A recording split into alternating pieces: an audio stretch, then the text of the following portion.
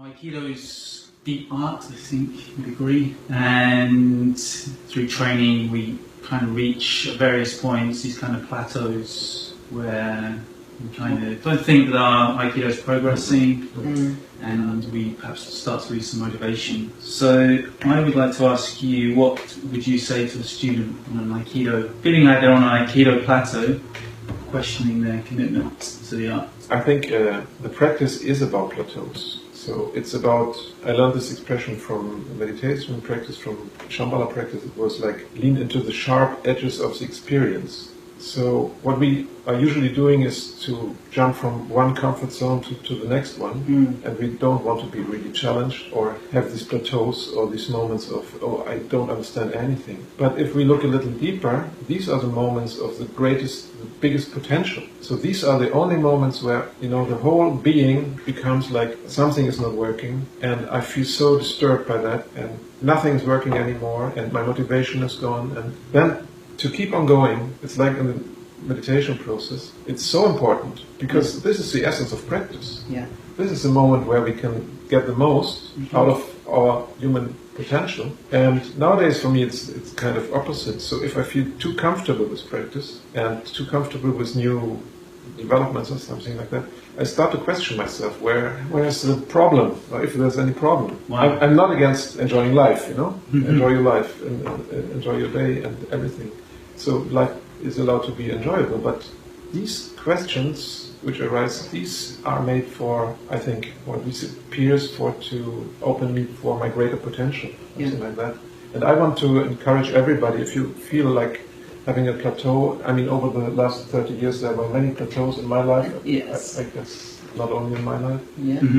And please keep on practicing. Don't switch the channel all the time. Just keep on going.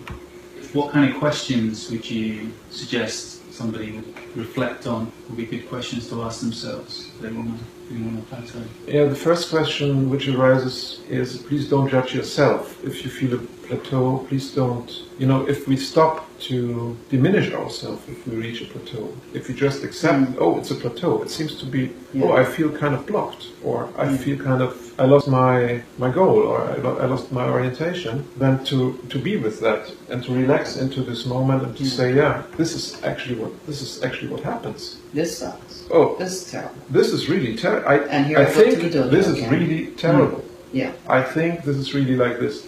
And I stay with myself, and I don't diminish myself. Yeah. And I keep on practicing. So there's something I can do. I can stay with the practice and then see what comes out after. I have two stories. So I think that, and one is in Japan and one is in America, but I think before I even start the stories, another way to say I think what you're saying is that those plateaus are a door.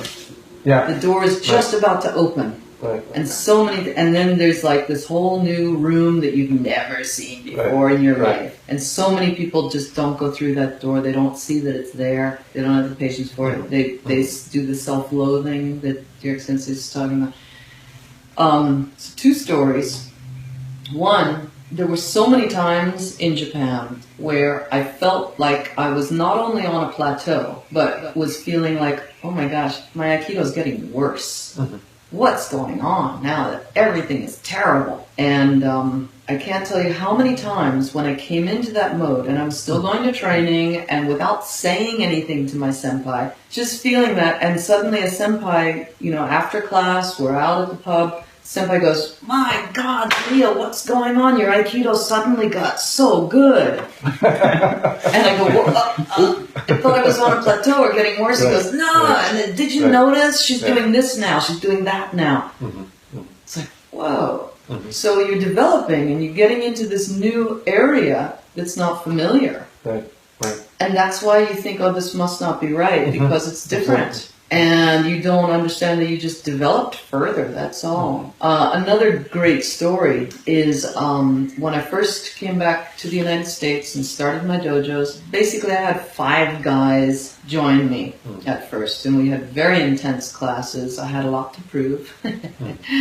One of them, I was telling you last night, was a former semi-pro baseball player. The other one had done his military training with Navy SEALs. The other one had done a bunch of Bagua and Tai Chi and sort of mixed martial arts type stuff. And then I had a father and son. The son was 13 or so. Neither one of them were natural athletes. The father was, I guess, in his early 40s. Yeah, 42. And after they had been training all five of them, and then, other people would come and join and quit after a week or quit after 6 months or whatever, but that was the core group. And after about a year or two, I think, the former baseball player, Navy SEAL, and myself, we were out at the pub afterwards, and one of us said, "Wow, have you noticed Steve? What happened to Steve in the past week? All of a sudden, his Aikido is incredible, really nice." And all three of us like, "Yeah, wow, what's going on?" And I talked to Steve, and he goes, "Oh my God,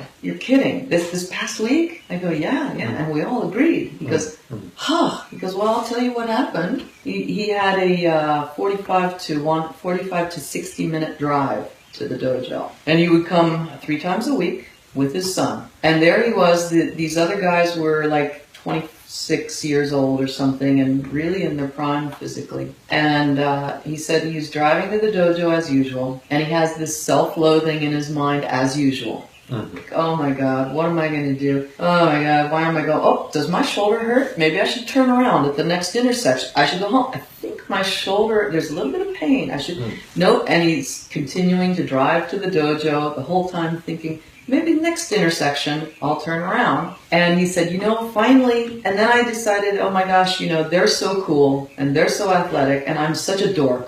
And he said, and you know what happened next? I gave myself permission to be a dork. Oh, nice. Yep. Yeah. And then we all noticed that there was this big change. So don't leave when you're on the plateau. Stay, keep coming to the dojo when you're on the plateau. That's like exactly what he said. It's the best time. Yeah, this is the fruit of practice. You're on the verge. Wow.